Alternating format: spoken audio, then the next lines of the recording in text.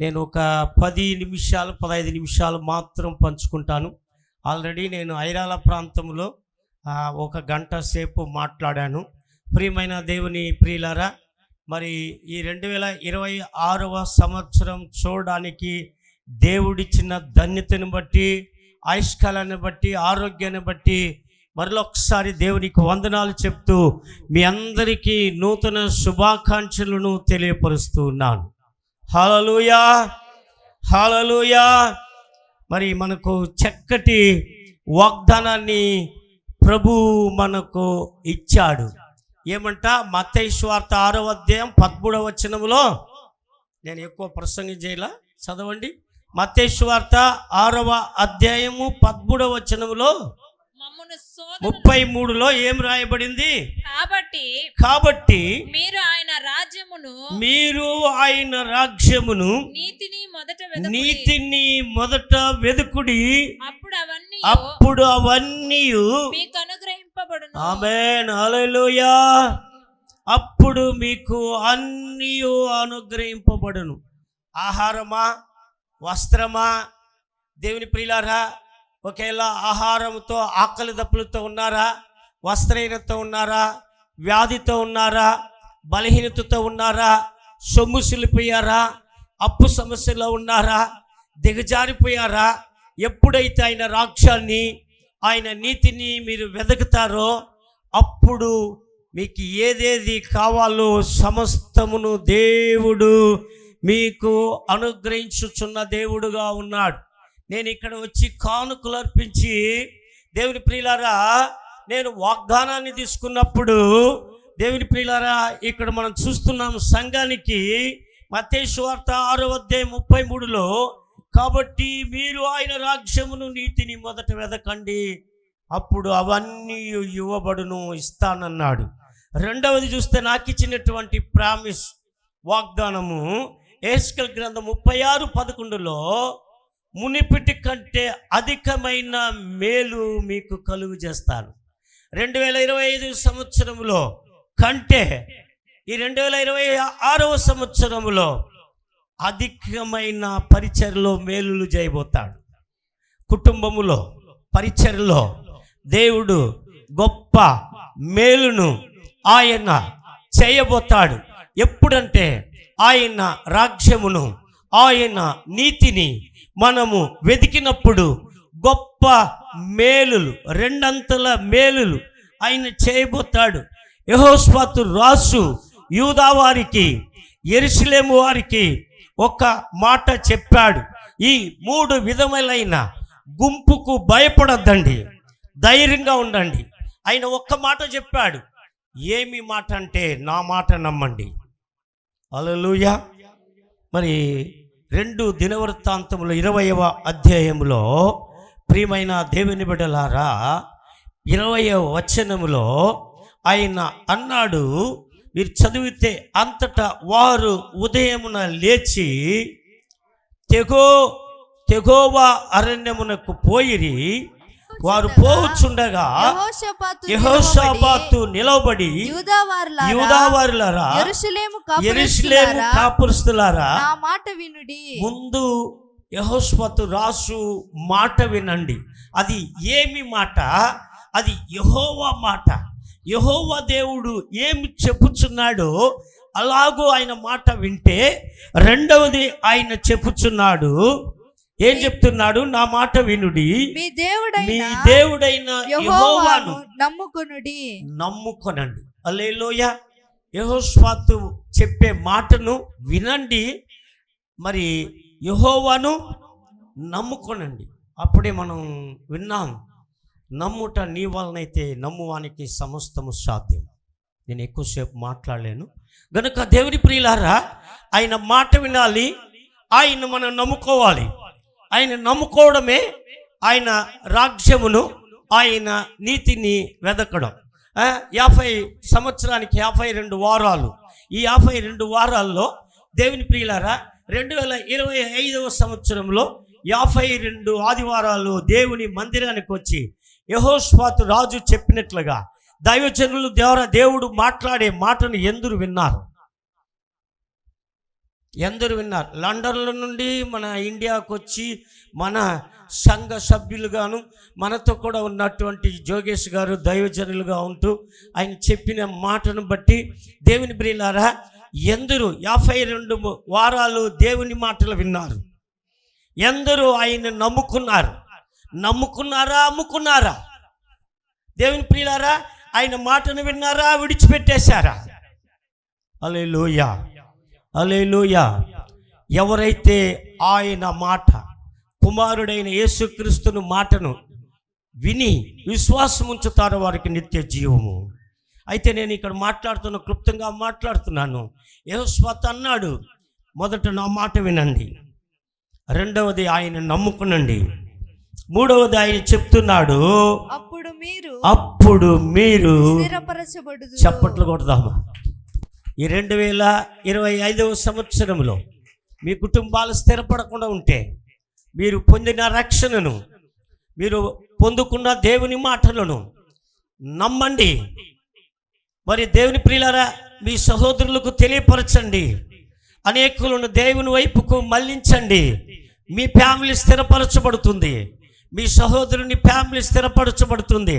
దేవుని ప్రియులారా, ఎన్ని రాత్రి అమావాస్య ప్రార్థన కలుసుకున్నారు, ఎన్ని ఉపవాస ప్రార్థన కలుసుకున్నారు. మీ కుటుంబాలు స్థిరపరచకుండా పోవడానికి కారణం మీరు ఇంకా ఆయన రాజ్యమును నీతిని వెదకలేదు. హల్లెలూయా. ఇంకా ఆయన రాజ్యాన్ని నీతిని వెదకలేదు. ఇంకా ఆకలి దప్పులతో కూడా ఉన్నారు, ఇంకా ఇబ్బందులతో కూడా ఉన్నారు. నేను ఐరాల ప్రాంతంలో కానుకలు అర్పించి తీసుకున్నప్పుడు నాకు వచ్చినటువంటి వాగ్దానం, ఆ స్థలంలో దేవుని ప్రియులారా, యేషయా గ్రంథంలో ఆయన మరి నాకు ఇచ్చిన వాగ్దానము 54 యేషయా గ్రంథం 10వ వచనములో, పర్వతములు తొలగిపోయినను మెట్టలు దద్దరిల్లినను నా కృప నిన్ను విడిచిపోదు. హల్లెలూయా. నన్ను మాత్రం కాదు, మీరు ఎవరైతే సేవకుల ద్వారా చెప్పే ప్రతి మాట అది సద్దన్న మూట, అది జీవపు బాట, అది రక్షణ మార్గానికి నడిపిస్తుంది.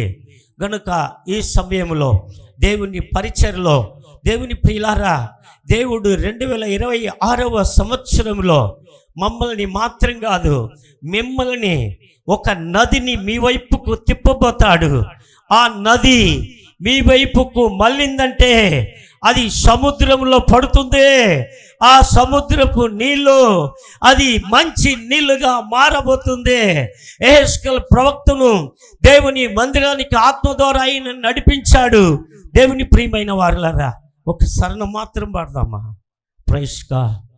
నీ కృపలేనిదే నేను బ్రతుకలేనయ్యా, నీ కృపలేనిదే నేను ఉండలేనయ్యా, నీ కృపలేనిదే నేను బ్రతుకలేనయ్యా, నీ కృపలేనిదే నేను ఉండలేనయ్యా.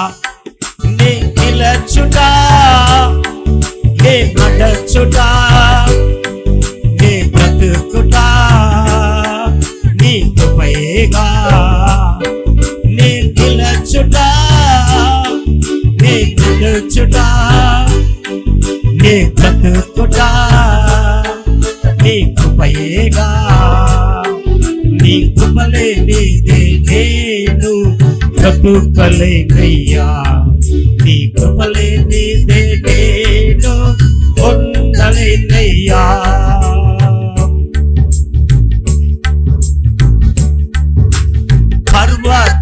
పర్వతములన్నీయు తొలగినను, మేటలు అంతా దద్దరిల్లినా, పర్వతములన్నీయు తొలగినను, మేటలు అంతా దద్దరిల్లినా, నీ కృప నన్ను విడువలేదయ్యా, నీ కృప నన్ను విడువలేదయ్యా.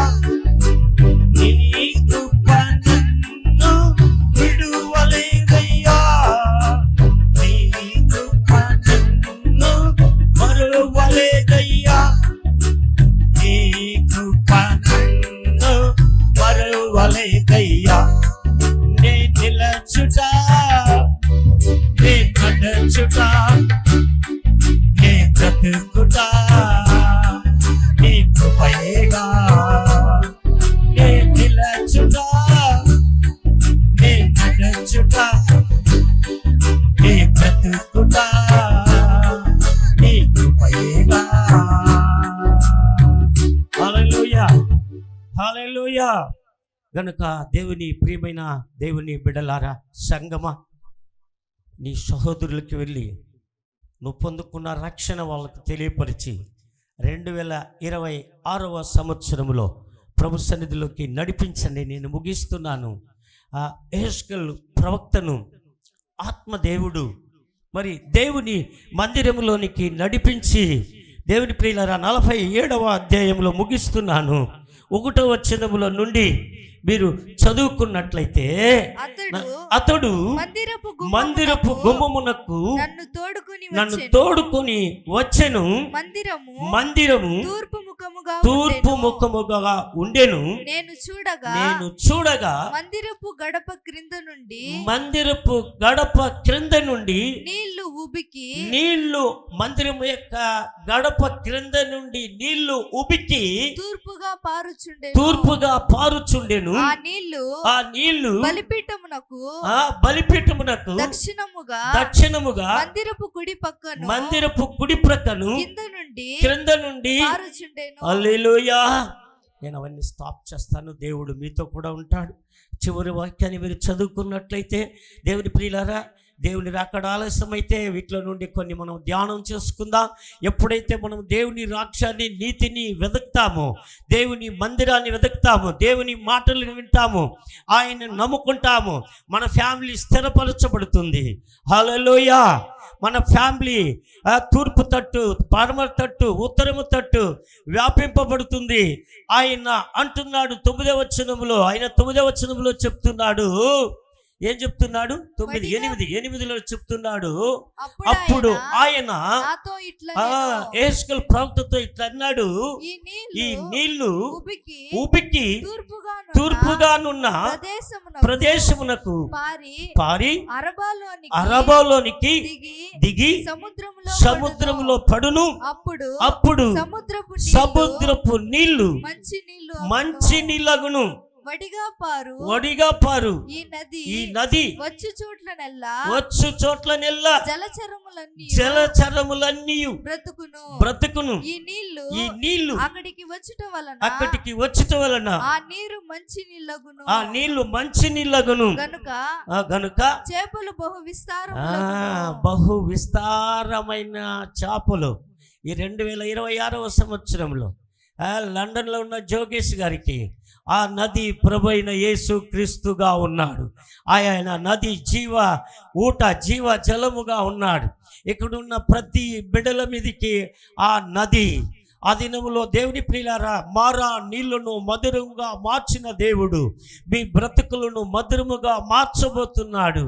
జలరాశులను, విస్తారమైనటువంటి చేపలను దేవుడు 2026వ సంవత్సరంలో మా కుమారుడు చెప్పినట్లుగా 2030 కంతా 30,000 మంది కంటే అత్యధికమైన రకరకాలైన చేపలను సమృద్ధిగా దేవుడు ఇవ్వబోతున్నాడు. ఈ 2026వ సంవత్సరంలో ఈ 1వ తేదీ ఈ ఉదయకాలంలో ప్రభు ద్వారాలను తెరిచేశాడు. తూర్పు దిక్కున ద్వారాన్ని, దక్షిణ దిక్కున ద్వారాన్ని, కడప కింద నుండి ఈ మందిరంలో నీళ్లను ఉబికేటట్లు చేసి ఉన్నాడు. నేను ఆత్మ ద్వారా ఐరాల ప్రాంతం నుండి వస్తున్నప్పుడు, నేను ప్రార్థన చేస్తూ వస్తున్నప్పుడు చూశాను. మీ జీవితాలను దేవుడు అలాగో మార్చబోతాడు. అయ్యా, మీ బ్రతుకులను మార్చబోతాడు. మీ ఒంటరి జీవితాన్ని అనేకులకు ఆశీర్వాదకరంగా మార్చబోతాడు. ఎప్పుడైతే దేవుని రాజ్యాన్ని, నీతిని వెతుకుతున్నారు, ఆయన మాటను వింటున్నారు, ఆయనను నమ్ముతారు, మీరు స్థిరపడతారో. ఎప్పుడైతే స్థిరపడతారో ఆ నది మీ వైపుకు తిప్పబడుతుంది.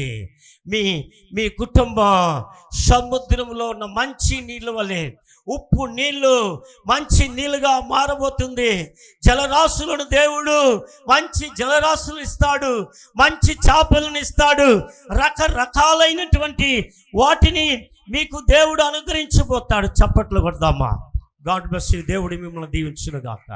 ఈ 2026వ సంవత్సరంలో మీ అందరికీ నూతన శుభాకాంక్షలు తెలియపరుస్తున్నాను.